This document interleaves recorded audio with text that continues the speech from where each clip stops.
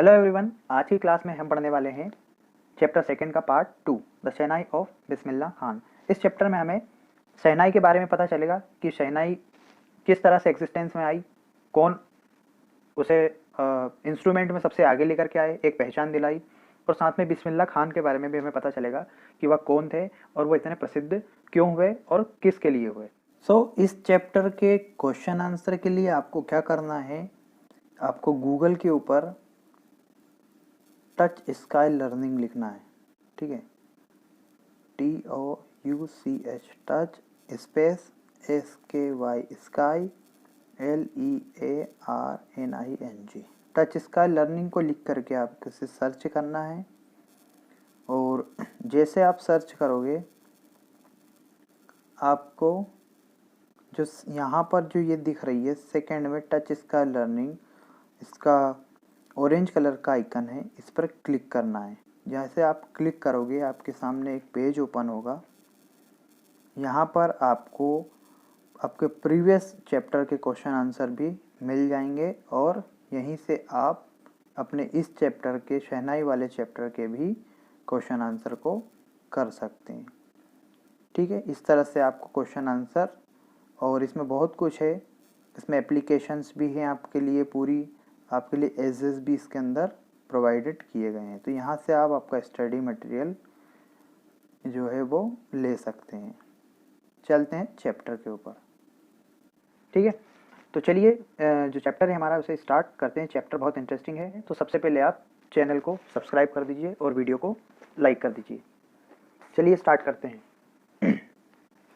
Emperor Aurangzeb banned the playing of a musical instrument called pungi in the royal residence for it had a shrill unpleasant sound।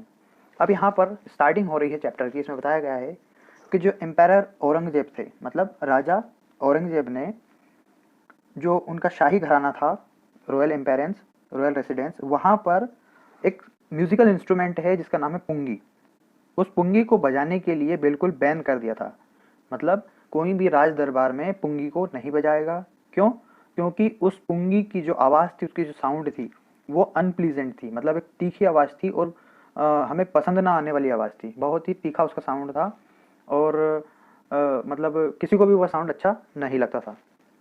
ठीक है, बहुत तेज और लोकप्रिय वो आवाज़ नहीं थी, इसलिए औरंगजेब ने पुंगी को बैन कर दिया था अपने राजघराने में बजाने के लिए।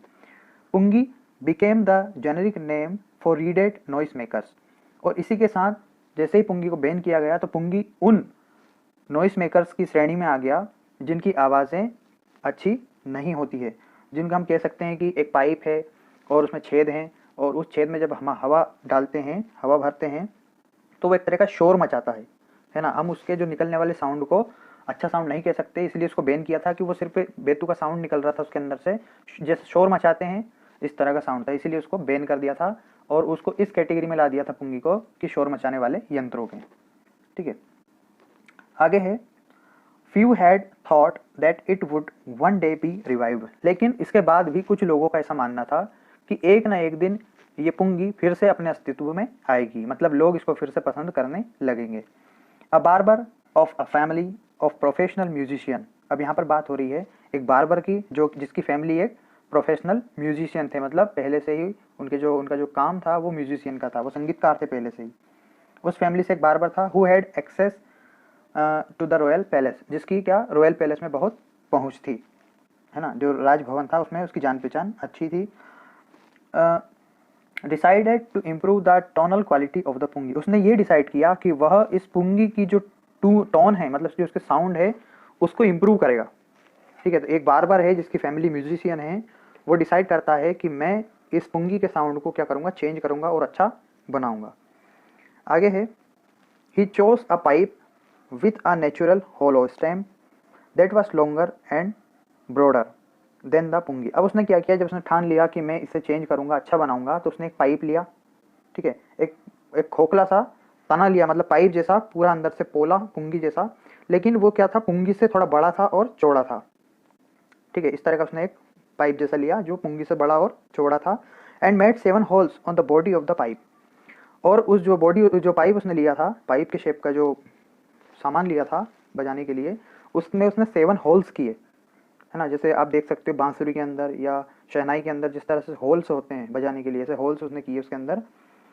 When he played on it closing and opening some of this holes, अब वो क्या करता कि जैसे उसने बनाया तो बजाने के लिए ट्राई किया, और जब उसमें वो हवा भरता मतलब फूंक मारता, और फूंक मारने के साथ साथ जो छेद किया उसमें से कुछ छेदों को बंद करता उंगलियों से और कुछ छेदों को खुला रखता, तो उससे क्या होता, soft and melodious sounds were produced. उससे होता क्या कि बहुत ही मधुर और सुरीली आवाज उसके अंदर से निकलती।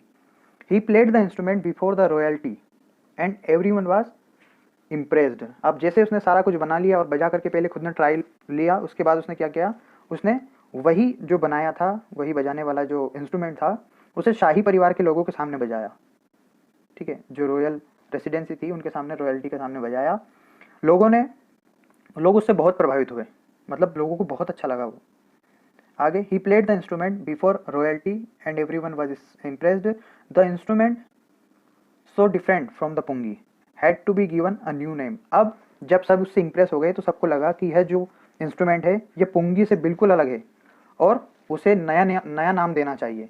ठीक है, पुंगी क्या, उसकी आवाज़ अच्छी नहीं थी तो उसे मना कर दिया था बजाने के लिए, लेकिन इसके बाद उसने दूसरी चीज़ बनाई और उसकी जो साउंड है वो बहुत अच्छी लगी सबको, तो उन्होंने बोला कि इसको पुंगी नाम नहीं देंगे, इसको कुछ और नाम देंगे क्योंकि इसका साउंड पुंगी से अच्छा है। आगे है द इंस्ट्रूमेंट हो गया। As the story goes, since it was first played in the Shah's chamber and was played by a nai barber, the instrument was named the shehnai. अब देखिए इसका नाम कैसे पड़ता है, इसका नामकरण कैसे होता है। अब ऐसा कहा जाता है, ऐसा माना जाता है, देखिए यहाँ पे लिखा एज द स्टोरी गोस, मतलब कहानी के अनुसार ऐसा होता है क्योंकि यह जो इंस्ट्रूमेंट है यह पहली बार कहाँ पर बजाया गया था, शाही दरबार में। और किसके द्वारा बजाया गया था, एक नाई के द्वारा, जो बार्बर होता है नाई, उसके द्वारा बजाया गया था। तो शाही का शह और किसने बजाया था, नाई ने, तो इसलिए इसका नाम बन गया शहनाई। तो यहाँ से शहनाई का नाम पड़ता है कि उसने शाही दरबार में बजा था और एक नाई ने बजा था, तो शाही दरबार का शाही और नाई का नाई, शहनाई। और देख सकते हैं आप भी, आपकी स्क्रीन पर दिख रहा है आपको दोनों पिक्चर्स की पुंगी कैसी दिखती है और शहनाई कैसी दिखती है।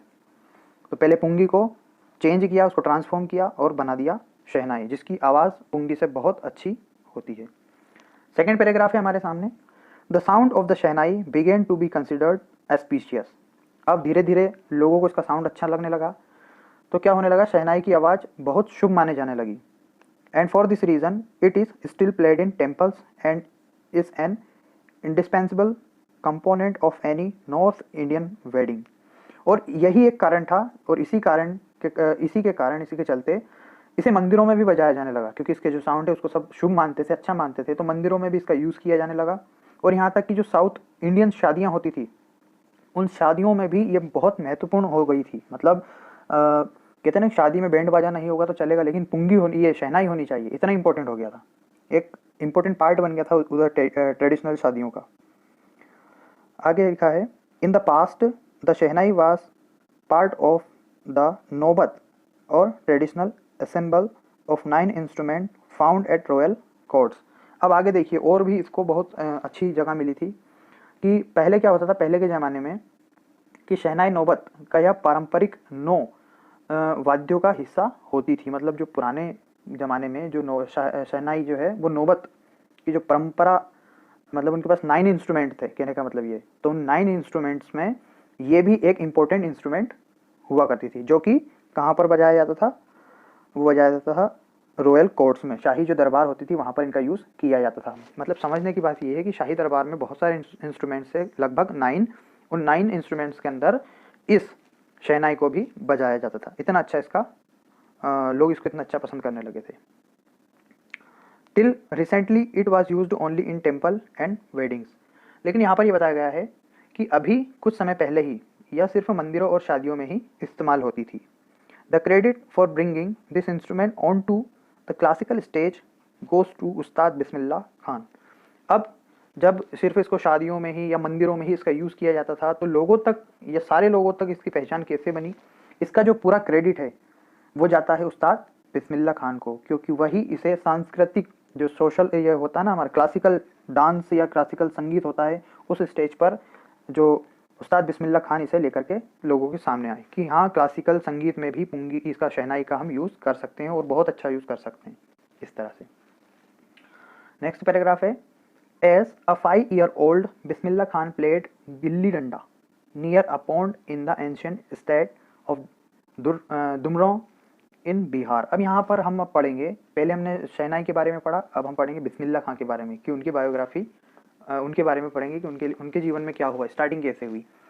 तो यहाँ पर बताया गया है कि 5 वर्ष की उम्र में जो बिस्मिल्लाह खां थे वो बिहार के दुमराव की जो प्राचीन जागीर थी, मतलब वहाँ की जो ज़मीन वगैरह थी, उसमें जो एक तालाब था, उस तालाब के पास गिल्ली डंडा खेलते थे। बिस्मिल्लाह खां के बारे में बात हो रही है। He would regularly go to the near by Bihari ji temple to sing the Bhojpuri chaita at the end of which he would earn a big laddu weighing 1.25 kg। अब देखिए यहाँ पर क्या हो रहा है, बिस्मिल्लाह खान, इंटरेस्टिंग स्टोरी है उनकी भी, कि वह रेगुलरली कहाँ जाया करते थे, बिहारी जी के मंदिर, उसमें भी वहाँ पर जाकर के वो क्या करते, भोजपुरी में चेता गाने जाया करते थे। ठीक है, चेता वहाँ का कुछ गाना वगैरह होगा, उसे वो गाना गाने जाया करते थे। और जब वो सारा कुछ खत्म हो जाता था, वहाँ की जो प्रोसेसिंग वगैरह है, गाना वाना सब फिनिश हो जाता था, उसके बाद में उन्हें एक लड्डू मिलता, जिसका वजन लगभग 1.25 मतलब 1.25 किलो का लड्डू उन्हें मिलता। कहने का मतलब ये कि शायद वो लड्डू के लालच में वहाँ पर जाया करते थे कि पूरा सब कुछ करो, उसके बाद में उनको उसका बेनिफिट मिलेगा। A prize given by the royal maharaja, और ये किसके द्वारा दिया गया था, वहाँ के जो रॉयल महाराजा थे उनके द्वारा उन्हें मिलता था। दिस हैपन 80 ईयर्स एगो, और ये जो बात हम पढ़ रहे हैं ये लगभग आज से 80 साल पहले की बात है, क्योंकि तभी वह छोटे बच्चे थे, अभी तो नहीं। And the little boy had travelled far to earn this highest civilian award in India, the Bharat Ratna. और ये 80 साल पहले की बात है, और यह छोटा सा लड़का सफ़र करते हुए इतना दूर निकल गया और भारत का सबसे बड़ा प्रशासनिक सम्मान भारत रत्न इसे मिला। मतलब एक छोटा सा बच्चा जिसने स्टार्टिंग की थी मंदिर में गाना गाने से, उसने इतना अच्छा नाम कमाया, आगे चलकर इतने प्रयास किए कि भारत का सबसे बड़ा सम्मान भारत रत्न उन्हें मिला। ठीक है, तो यहाँ पर जो बिस्मिल्लाह खान थे वो भारत रत्न मिल चुका है उन्हें। अगला पैराग्राफ है, बोर्न ऑन 21 मार्च 1916। अब यहाँ पर उनके जन्म की बात कर रहे हैं कि उनका जन्म हुआ था 21 मार्च 1916 में। Bismillah belongs to a well known family of musician from Bihar. वे बिहार की बहुत जानी पहचानी, मतलब बहुत क्या हम कह सकते हैं जानी मानी उनकी एक परिवार था, वो भी म्यूजिशियन थे बिहार में, उस फैमिली से वो बिलोंग करते थे। His grandfather Rasool Bakhsh Khan was the shehnai nawaz of the Bhojpur kings court, और उनके जो दादाजी थे उनका नाम क्या था, रसूल बख्श खान, भोजपुर राजा के दरबार में शहनाई नवाज थे, मतलब वहाँ पर शहनाई बजाया करते थे। His father Paigambar Bakhsh and other paternal ancestors were also great shehnai player. अब उनके पिताजी पैगंबर बख्श और उनके जो दादाजी पूर्वज थे वो भी अच्छे शहनाई वादक थे, मतलब वो भी अच्छे शहनाई बजाया करते थे। मतलब इनका जो फैमिली बैकग्राउंड है वो म्यूजिशियन का है, मतलब जो बजाते आ रहे हैं इनके फैमिली बैकग्राउंड वाले सारे लोग। नेक्स्ट पैराग्राफ देखिए, the young boy took to musician early in life. अब यहाँ पर जो बिस्मिल्लाह खान उनके बारे में बात हो रही है कि वो छोटे बच्चे थे, उनके बारे में बोल रहे हैं कि इस छोटे से जो लड़के ने संगीत को, म्यूजिक को अपने जीवन में बहुत जल्दी अपना लिया था, मतलब छोटी सी उम्र में ही इन्होंने संगीत सीखना स्टार्ट कर लिया था। At the age of 3 when his mother took him to his maternal uncle's house in Banaras, जिसे अभी कहते हैं वाराणसी। कब इनके हो गए थे, जैसे कि जब वो 3 साल के थे तो उनकी मम्मी ने क्या किया था, बनारस में उनके मामा थे, मैटरनल अंकल मतलब होता मामा, उनके मामा के घर उन्हें लेकर के गई थी। उनके मामा का क्या नाम था यहाँ पर बताया गया है, Bismillah was fascinated watching his uncles practising the shehnai. और मामा के घर लेके गई तो बिस्मिल्लाह ने जब अपने मामा को देखा शहनाई को बजाते हुए तो वो उनसे बहुत फैसिनेट हुए। फैसिनेट का मतलब होता है उनको देख करके उन्हें अच्छा लगना, उन पर फिदा हो जाना, ठीक है, मन मोह लेना। तो उनके मामा को देख करके उनका जो मन है वो मोहित हो गया था, इतना अच्छा लगा उन्हें देख करके। उसके बाद है, सून बिस्मिल्लाह स्टार्टेड अकम्पनिंग हिज अंकल, और जल्दी ही बिस्मिल्लाह ने अपने अंकल, अपने मामा को क्या कर लिया, उनके साथ में, वो भी उनके साथ में हो लिए, कहने मतलब कंपनी का मतलब साथ में रहना। Ali Bakhsh to the Vishnu temple of Banaras, where Bakhsh was employed to play the shehnai. अब अली बख्श, उनके जो मामा थे उनका नाम क्या था, अली बख्श। अली बख्श शहनाई बजाया करते थे और बिस्मिल्लाह क्या करते थे, उनको सुना करते थे, उन पे मोहित हो जाया करते थे।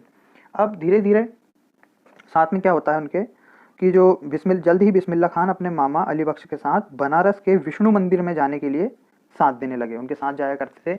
उनके जो मामा थे अली बख्श, वो विष्णु मंदिर में शहनाई बजाया करते थे। वहाँ पर उनको बजाने के लिए अपॉइंट किया गया था, मतलब एज ए जॉब अली बख्श को वहाँ पर रखा गया था मंदिर में, भैया रोज आपको आना है और शहनाई यहाँ पर बजानी है। तो उनके साथ साथ बिस्मिल्लाह खान भी जाने लगे। ठीक है, आगे और आगे है Ali Bakhsh would play the shehnai and Bismillah would sit captivated for hours on end. अब क्या होता है, अली बख्श जो है वो शहनाई को बजाया करते थे और बिस्मिल्लाह खान उनको घंटों तक देखा करते थे। मतलब उनका इतना अच्छा लगता था जब वो शहनाई बजाते थे कि बिस्मिल्लाह खान अपने अंकल को बजाते हुए देखा करते थे बहुत लंबे समय तक। Slowly he started getting lessons in playing the instrument and would sit practicing throughout the day। अब धीरे धीरे क्या होता है कि जब वो देखने लगे तो धीरे धीरे उनके हाथ में भी दी बजाने के लिए, और उन्हें भी बोला गया कि अब आप भी प्रैक्टिस करो। तो धीरे धीरे वे भी इस इंस्ट्रूमेंट को बजाने और सीखने लगे और पूरे दिन बैठकर प्रैक्टिस करते रहते थे, है ना। कौन? बिस्मिल्लाह खान। इसके बाद for years to come the temple of Balaji and Mangala Maiya and the banks of Ganga became the young apprentice favorite haunts where he could practice in solitude। अब धीरे धीरे क्या होता है कि धीरे धीरे क्या साल बीतते गए और वो क्या हुआ, सालों तक बालाजी और मंगला मैया जो वहाँ के मंदिर थे और गंगा नदी का किनारा, इनका क्या बन गया, पसंदीदा मनपसंद जगह बन गई, जहाँ पर वो एकांत में बैठ करके, सॉलिट्यूड में बैठ करके अपनी प्रैक्टिस को कर पा रहे थे। ठीक है, ये 3 जगह थी, कहाँ कहाँ पर, बालाजी टेम्पल, मंगला मैया का टेम्पल और गंगा नदी का किनारा। ये इनकी मनपसंद जगह बन गई थी प्रैक्टिस करने के लिए। अगला है the flowing waters of the Ganga inspired him to improvise and invented ragas that were earlier considered to be beyond the range of the shehnai. अब यहाँ पर क्या होता था, वो गंगा नदी के किनारे बैठ करके बजाया करते थे, तो गंगा के बहते पानी से उन्हें जो अपने आप को इम्प्रूव करने की प्रेरणा मिलती है ना। जो तो गंगा नदी का जो पानी है, उस पानी को देख करके उन्होंने अपने आप को इम्प्रूव किया और नए नए राग, जो नई नई ट्यून्स होती है उसकी शहनाई की, उसको उन्होंने बनाया।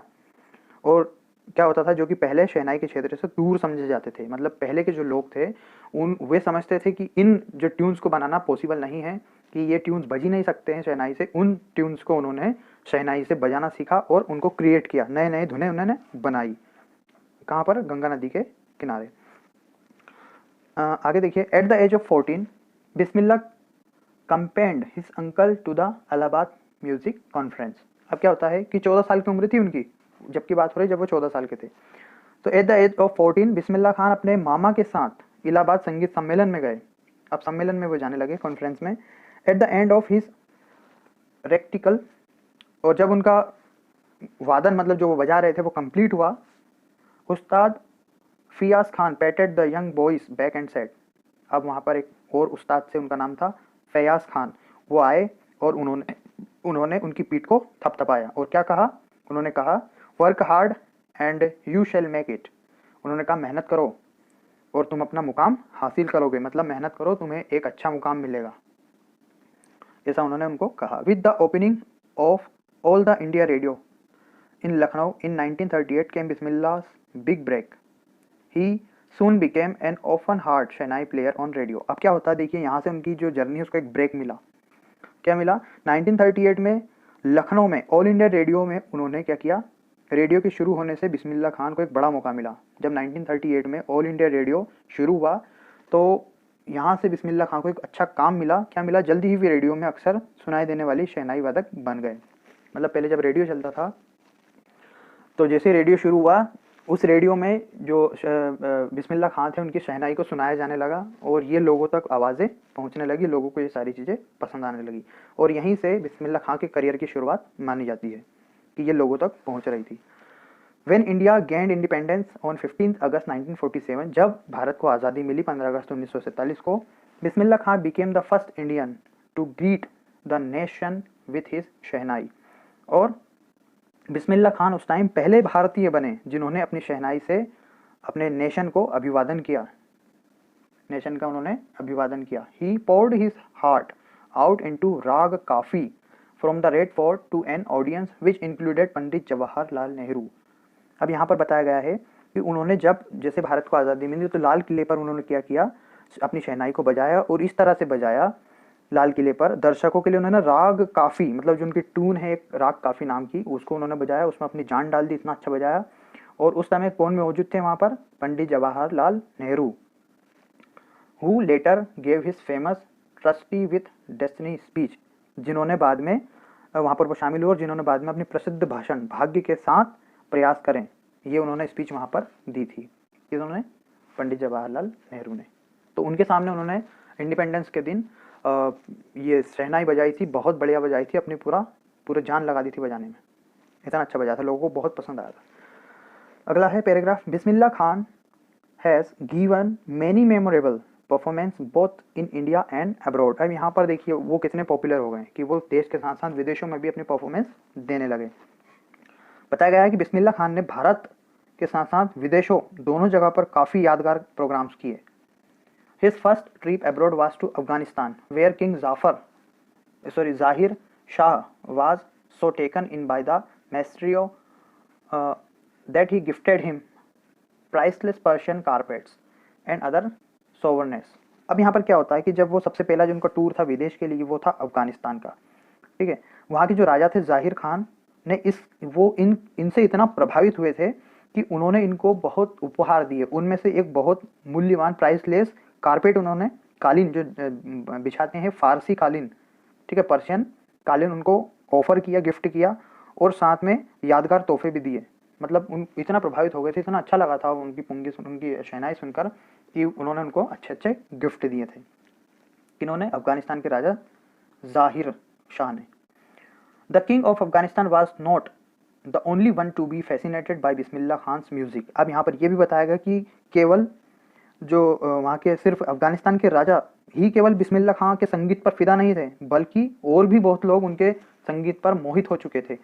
Film director Vijay Bhatt was so impressed after hearing Bismillah play at a festival that he named a film after the instrument called गूंज उठी शहनाई। अब देखिए वो जो राजा हुए थे उनसे फैसिनेट, वो तो बात अलग ही है। यहाँ पर क्या हुआ था उनके साथ कि एक फिल्म डायरेक्टर थे जिनका नाम था विजय भट्ट, जो कि बिस्मिल्लाह खान को सुन रहे थे एक त्यौहार में, मतलब फेस्टिवल में बिस्मिल्लाह खान अपनी शहनाई बजा रहे थे। उस टाइम उन्होंने उनको सुना और वो इतना प्रभावित हुए कि उनकी जो आने वाली फिल्म थी उस फिल्म का उन्होंने नाम रखा गूंज उठी शहनाई। मतलब उस शहनाई के नाम पर ही उन्होंने एक फिल्म बना डाली जिसका नाम रखा Goonj Uthi Shehnai. The film was a hit. अब जैसे ही वो फिल्म बनी तो फिल्म क्या हो गई, बहुत चली वो film. And one of Bismillah Khan's composition, और उसमें फिल्म में यह भी दिखाया गया कि उनकी जो बिस्मिल्लाह खान का कंपोजिशन था, मतलब एक बनाया था उन्होंने गाना, दिल का खिलौना है टूट गया, ये उनका कंपोजिशन था। किनका? बिस्मिल्लाह खान का। उनकी एक रचना थी, उन्होंने इस फिल्म में उसको बताया इस फिल्म के अंदर, और ये देश भर में बहुत बहुत लोगों को अच्छा लगा। यहाँ पर लिखा है देखिए कि turned out to be a nation wide chart buster. मतलब लोगों के बीच में इनकी जो कंपोजिशन थी, ये दिल का खिलौना टूट गया, वो भी किस पिक्चर के अंदर, गूंज उठी शहनाई के अंदर। उसने लोगों के दिलों में जगह बना ली और देश भर में धूम मचा दी इनकी इस रचना ने। आगे है, despite this huge success in the celluloid world, Bismillah Khan's ventures in film music were limited to two Vijay Bhatt's Goonj Uthi Shehnai and Vikram Srinivas Kannada ventured के बाद में लिखा है सनाधि अपन्ना। अब यहाँ पर इसका मीनिंग ये होता है, बता देता हूँ मैं आपको, कि इस इतनी बड़ी माया नगरी में इतनी ही सफलता केवल उनको नहीं मिली, उनको साथ में क्या क्या मिला। देखिए उन्होंने सिर्फ 2 फिल्में ही की और 2 फिल्मों में उन्होंने काम किया। एक तो किया विजय भट्ट की गूंज उठी शहनाई और दूसरा में विक्रम श्रीनिवास की कन्नड़ एक फिल्म थी जिसका नाम था संधि अपन्ना। इन दोनों ही फिल्मों में उन्होंने काम किया। उसके बाद क्या होता है, I just can't come to terms with the artificiality and glamour of the film world, he says with emphasise.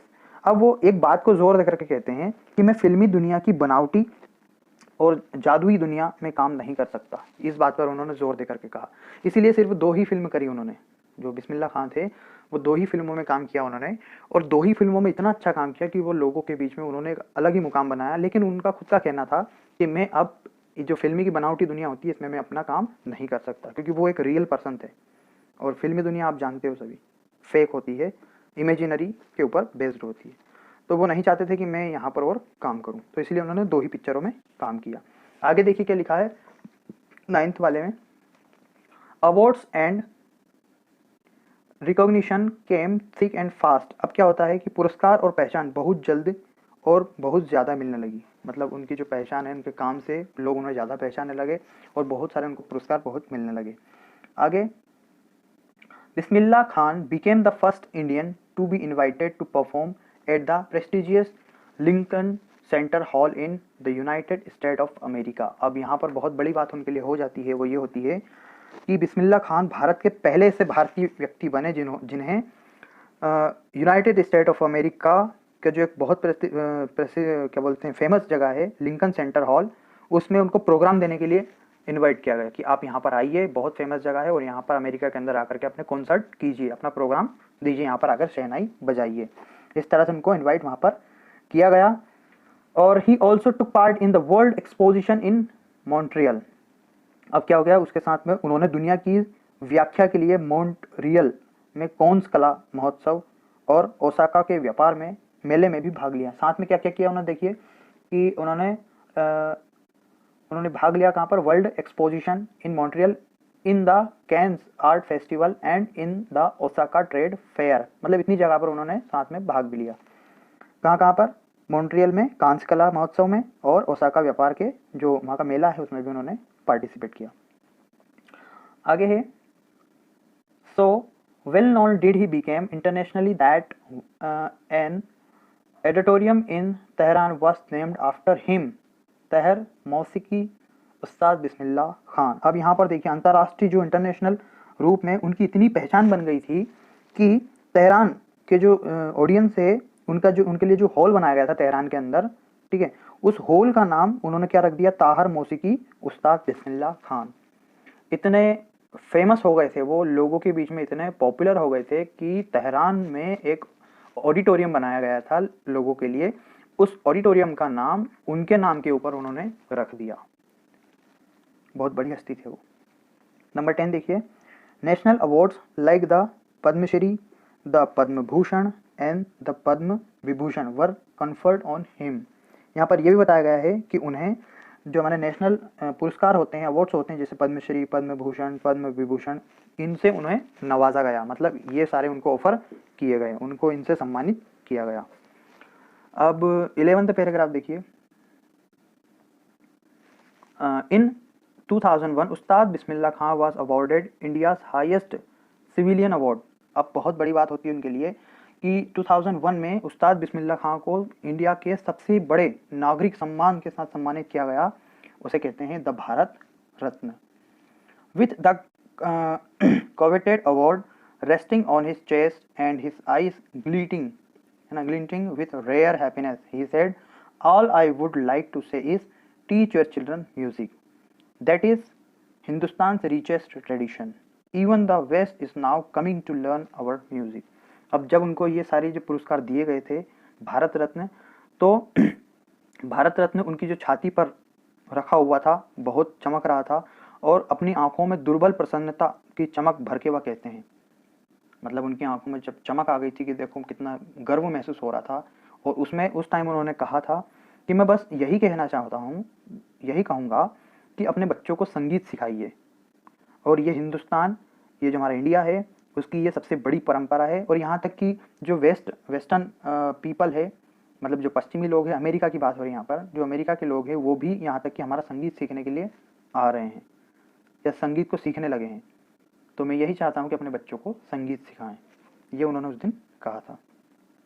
12th paragraph देखिए, in spite of having travelled all over the world, Khan Sahab as he is fondly called is exceedingly fond of Banaras and Dumro, and they remain for him the most wonderful towns of the world. अब देखिए क्या होता है उनके लिए, पूरी दुनिया घूम ली उन्होंने, सब दूर घूम लिए, सब दूर फेमस भी हो गए, पॉपुलर हो गए लोगों के बीच में, फिर भी क्या कहते हैं, खान साहब बहुत प्यार से कहते हैं उन्हें बनारस और डुमराव बहुत ही पसंद है और ये उनके लिए दुनिया के सबसे बेहतरीन शहर हैं। कौन कौन से? एक तो डुमराव और एक बनारस, क्योंकि यहीं पर उनका बचपन बीता था और यहीं से उन्होंने सारी शिक्षा अपनी प्राप्त की थी। A student of his once wanted him to head a Shehnai school in the USA, and the student promised to recreate the atmosphere of Banaras by replicating the temples there. अब यहाँ पर क्या होता है कि एक बार उनका एक शिष्य ऐसा चाहता था कि वह यूएसए में शहनाई स्कूल के सर्वे सर्वा बने, मतलब वहीं के वो क्या बोलते हैं, मतलब सब कुछ करने वाले वो बने। और वह जो शिष्य है उनसे ये वादा किया था उसने कि वह वहाँ के मंदिरों की प्रतिकृति बनाकर बनारस का माहौल बनाएगा। मतलब कहने का मतलब ये है कि वो शिष्य ऐसा चाहता था कि हम यूएसए में एक स्कूल खोलें और जैसा कि आप बनारस और डमरों में जो मंदिर वगैरह हैं, मैं वही एटमोस्फियर आपके लिए वहाँ पर बना दूंगा, क्योंकि इनको ज़्यादा प्यार था यहाँ से, तो वो चाहता था कि मैं आपको भी वहाँ पर ले जाऊँ और जो यहाँ का माहौल आपको पसंद है वही मैं वहीं पर क्रिएट कर दूंगा। कहाँ पर? अमेरिका के अंदर। आप चलो मेरे साथ। इस तरह उसको ऑफर दिया था उन्हीं के स्टूडेंट ने। But Khan Sahab asked him if he would be able to transport river Ganga as well. लेकिन देखो, इनडायरेक्टली उन्होंने मना करना था तो किस तरह से कहा खान साहब ने, लेकिन उन्होंने ये कहा कि चलो ठीक है। तो खान साहब ने ये पूछा कि क्या वह गंगा नदी को भी ले पाएगा, मतलब अगर गंगा नदी को भी ले चलो तुम इसके साथ तो मैं तुम्हारे साथ आने के लिए तैयार हूँ। तो ना तो गंगा नदी जाने वाली है और ना वो जाने वाले हैं। इस तरह से इनडायरेक्टली वो उन्हें मना कर देते। फिर आगे क्या होता है, later he is remembered to have said that is why whenever I am in a foreign country I keep yearning to see Hindustan. इसलिए वो कहते हैं कि यही कारण है कि जब मैं विदेश में होता हूँ, फॉरेन में होता हूँ, मैं अपने हिंदुस्तान को बहुत याद करता हूँ, क्योंकि यहाँ पर उनका गांव है, बनारस है, डमरो है, गंगा नदी है, ये सारे बहुत मिस करते हैं इन लोग। और while in Mumbai I think of only Banaras and the Holi Ganga. और जब कभी मैं मुंबई में होता हूँ तो मैं सिर्फ पवित्र अपनी होली गंगा के बारे में सोचता हूँ और अपनी जो बनारस है उसको बहुत याद करता हूँ। And while in Banaras I miss the unique मट्ठा ऑफ डुमरो। और जब कभी मैं बनारस में होता हूँ तो मैं डुमरो के मट्ठे को याद करता हूँ, है ना, वहाँ की जो खाने वाली चीज़ होती है। तो ये था हमारा 12 और last paragraph of the chapter is 13 chapter. वो देखिए paragraph, Ustad Bismillah Khan life is a perfect example of rich culture heritage of India. अब यहाँ पर बताया गया कि उस्ताद बिस्मिल्लाह खान का की जो ज़िंदगी है वो भारत की सबसे कह सकते हैं कि बहुत समृद्ध हो गए थे, वो पॉपुलर हो गए थे, बहुत रिच उनकी लाइफ थी और सांस्कृतिक विरासत का उनका बेहतरीन नमूना है। मतलब वो एक जो कल्चर बोल सकते हैं और जो रिचनेस, मतलब जो रिच लाइफ की जो एग्जांपल होती है वो बिस्मिल्लाह खान की लाइफ थी। और आगे बताया गया है, one of the effortlessly accepts that our devout Muslim like him can very naturally play the shehnai every morning at the Kashi Vishwanath temple. और यहाँ तक कि उनके जैसा सच्चा धार्मिक मुसलमान, जो कि स्वाभाविक रूप से होते नहीं हैं, फिर भी उन्होंने हर रोज सुबह काशी विश्वनाथ मंदिर में शहनाई बजाई। मतलब एक मुसलमान होने के बाद भी उन्होंने धार्मिक रूप से यहाँ पर कौन सा काशी विश्वनाथ मंदिर में शहनाई बजा सकता है, वहाँ का लोग ऐसे वो लोग थे, ऐसे वो इंसान थे जो मुस्लिम होने के बावजूद भी वहाँ पर शहनाई बजाते थे। और उसके बाद वो भी हर मॉर्निंग को, है ना। उस्ताद बिस्मिल्लाह खान पास्ड अवे में यहाँ पे उनके देहांत के बारे में बात हो रही कि 21 अगस्त 2006 में उनकी जो मृत्यु हो गई थी वो भी एक लंबी बीमारी के कारण, ठीक है, उनको एक लंबी बीमारी थी उसके कारण उनकी मृत्यु हो गई थी। He was given a state funeral and the government of India declared one day of national morning. अब यहाँ पर क्या हुआ था कि जब उनका देहांत हो गया तो बड़े राजकीय सम्मान के साथ उनका अंतिम संस्कार किया गया और भारतीय सरकार ने एक दिन का शोक, राष्ट्रीय शोक भी घोषित किया था उनके देहांत होने पर। तो ये था पुंगी कैसे शहनाई बनी उसके बारे में, और उसको, उस शहनाई को लोगों तक किसने पहुंचाया, इतना पॉपुलर किसने बनाया, वो थे बिस्मिल्लाह खान। उनके बारे में भी हमने पढ़ा, उनकी जीवन के बारे में भी हमने इस चैप्टर के अंदर पढ़ा। तो चैप्टर मुझे तो बहुत अच्छा लगा पढ़ने में, आपको भी अच्छा लगा होगा समझने में। तो अभी तक आपने चैनल को लाइक नहीं किया तो चैनल को सब्सक्राइब कर दिए और वीडियो को तो अभी लाइक कर दीजिए, क्योंकि वीडियो बनाने में मेहनत लगती है और आपको चैप्टर अच्छे से समझ में आया है। तो इसी के साथ मिलते हैं नेक्स्ट वीडियो में। तब तक के लिए चैनल के बेल आइकन को जब आप प्रेस करते हैं तो उसमें ऑल नोटिफिकेशन पर आप क्लिक करिए, ताकि जो भी मेरी वीडियो आएगी वो आपके पास जल्दी से जल्दी पहुंच जाएगी। तो मिलते हैं नेक्स्ट वीडियो में, तब तक के लिए